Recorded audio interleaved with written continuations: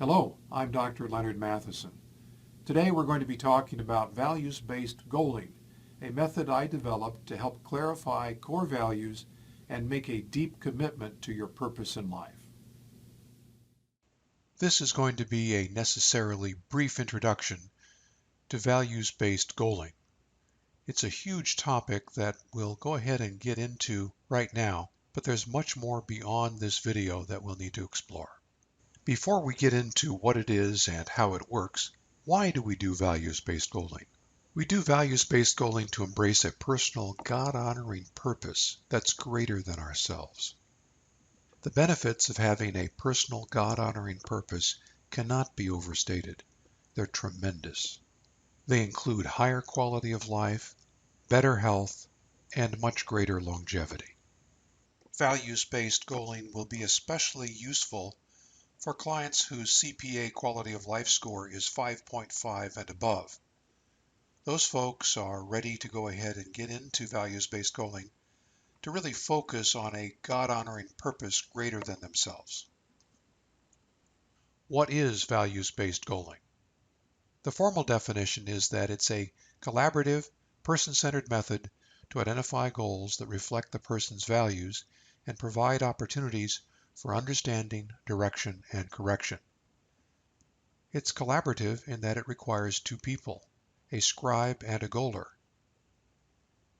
It's a person-centered method that focuses on the goaler, with the scribe being a cipher to faithfully record the goaler's responses.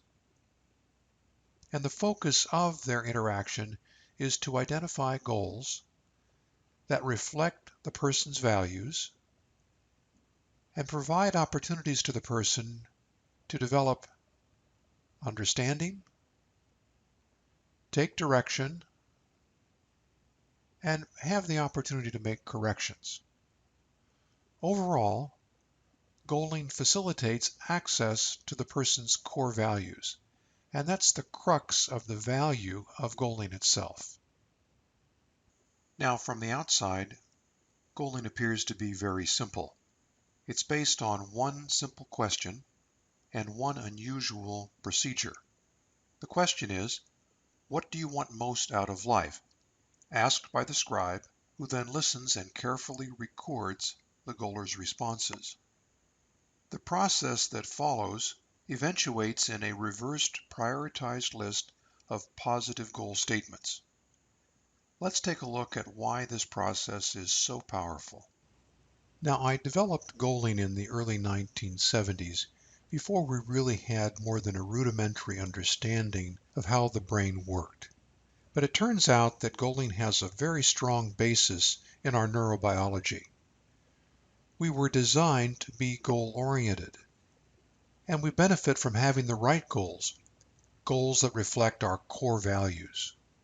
But I think we need to take a closer look at why goaling has such a strong basis in our neurobiology. Key brain mechanisms and the neurochemicals that support their function provide goaling's building blocks. The neurobiological support for goaling starts with two fundamental findings. The first is that information enters our brain through the emotional limbic system. It is emotional before it becomes rational. We access our memories through our emotional brain. The thalamus, amygdala, and hippocampus sort and tag all incoming information in terms of its importance.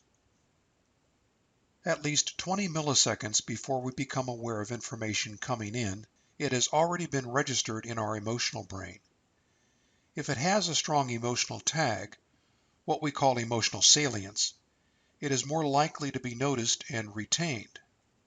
The emotionally salient information is spread from our limbic system into and throughout the cerebral cortex to become permanent memories. Information with emotional salience is more likely than information without emotional salience to become a permanent memory. Always remember that. It's a small fact, but crucial. Information with emotional salience is more likely than information without emotional salience to become a permanent memory, and that's a neurobiological building block of goaling. Late in the 20th century, neuropsychologists and others began to explore how we make decisions. They asked a fundamental question: how are we guided? Although the mechanisms are quite complex, basically what they found is that we are guided by our beliefs and values. And these beliefs and values are rooted in our limbic system, especially our amygdala and hippocampus. Social psychologists and child development psychologists and neuropsychologists studying child development ask the question, where do we get our beliefs and values? The very clear answer is that we get our initial beliefs and values from our parents, especially if we've been well parented. Parents help to develop what we now know as dominant neural networks that are devoted to the child's values. These dominant neural networks consistently guide the child and are hard to resist up into middle childhood. For some children, those dominant neural networks may linger longer than others, but we now believe that they continue to be a presence throughout the person's life. Over the past 20 years, neuropathologists and neuroradiologists have asked the question, where are our values developed and stored? This actually was pretty easy to answer, because it's clear that they center around, once again, the hippocampus and amygdala, in concert with certain parts of the prefrontal cortex. Just to refresh your memory, the hippocampus is the temporary storage area in your brain, and it's your autobiographical gateway. It's in the hippocampus that information is stored for a few hours before a very small proportion is made into long-term memories. In the healthy hippocampus exercise that we talk about elsewhere, we can take advantage of that to help you participate actively in writing your own story. Remember that the amygdala is your sentinel, always on the lookout for threats. It initiates the fight, flight, or freeze response to protect you from real and imaginary threats. Together, the hippocampus and amygdala communicate with the prefrontal cortex to help implement your values and judgment. The prefrontal cortex acts on your limbic system to promote self-control on a rational basis. It does this in part by triggering emotions such as guilt and shame, some of the more powerful corrective emotions. The prefrontal cortex guides the frontal cortex to help you implement your values and judgment and attempts at self-control. The frontal cortex is primarily responsible for implementation of your choices, with both planning and execution of those choices centered here. These neural networks and mechanisms implement our values in two basic ways. First, let's take a look at negative values or avoidance values. These are values that warn us away from what we should not be doing, what is not good for us. We develop a lot of these in childhood. The corrective emotions are the predominant guide imposed by our negative or avoidance values by triggering what's called the hypothalamic pituitary adrenal axis. Also known as the HPA axis, this neurobiological system mobilizes to handle any perceived threat.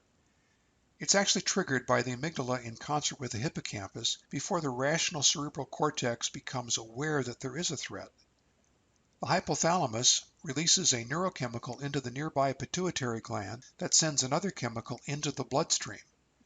This hormone, known as corticotropin or ACTH, stimulates the adrenal glands that sit on top of the kidneys to release cortisol. Cortisol helps to break down fat and protein to supply the body with the energy that it needs to handle an emergency. The second major way that our neural networks and the mechanisms that are devoted to our values operates is quite different, mostly to support positive or approach values, plus curiosity and motivation. These occur by triggering the ventral tegmental area in the base of the brain, which sends signals up into an area called the nucleus accumbens, and those signals go on into the prefrontal cortex. Together, these stimulate the emotions of pleasure and satisfaction, and provide important underpinnings for motivation. Now, all of this brings us to the question of how are our values operationalized? How do our values see the light of day? How do our values show up in our social interactions? Well, our values are expressed by our goals. I like to say that carefully considered goals are the public presentation of our core values. That's one of the most important reasons that values-based goaling is so powerful in people's lives. Which relates to the next question: what do our values drive? By now, we know that values have a strong influence on our choices. The combination of core values predictably and dependably influences certain choices. This shows up in my clinical practice with people who've been married and either widowed or divorced as we go through the goaling process. The goals that they identify and their prioritization of the goals clearly reflect the values they possess regarding whether or not to marry again, and if so, the selection of a spouse. This is an extremely useful premarital counseling tool that seems to be most effective with mature adults. Younger adults have so much on their minds and are driven so strongly by sexual desires and emotional desires that goaling seems to be a less potent guiding process for premarital counseling. And finally, for all of us, the most important lesson is that our values help us develop our purpose in life. The first time we go through the goaling process, we get hints about our purpose in life. And as we live with those first goals, we begin to notice which of those seem to be aligned with our core values and which don't accurately reflect our core values. We naturally and automatically harness neuroplasticity to strengthen behaviors that support those goals. When we revise our goals over the next few years, our deeply meaningful purpose in life starts to become apparent. Choices become easier and life is less stressful. We define success in terms of our personal meaning of life. If we've been able to identify a purpose in life that is greater than ourselves, it pulls us into a future that is unlimited. Conversely, if we make the mistake of embracing a purpose in life that is, for instance, tied to our jobs or careers or maintaining our standard of living, we begin to feel lost as those expire or are achieved. And so, let's return briefly to earlier in our discussion when I asked the question, why does goaling work? My second response is that it's a natural process that God designed into us, primarily responsive to love. We were designed to be goal-oriented, seeking God and seeking a God-honoring purpose and all of the billions of just right challenges that life such as that provides. As goal-oriented beings, the morality that we find when we are aligned with God's created reality has the practical effect of generally making us more successful and certainly making us more satisfied and joyful. The joy that we find from choosing the right goals that reflect our core values created in love makes it clear that we were designed in God's image. This helps to resolve for me any questions that I have about free will.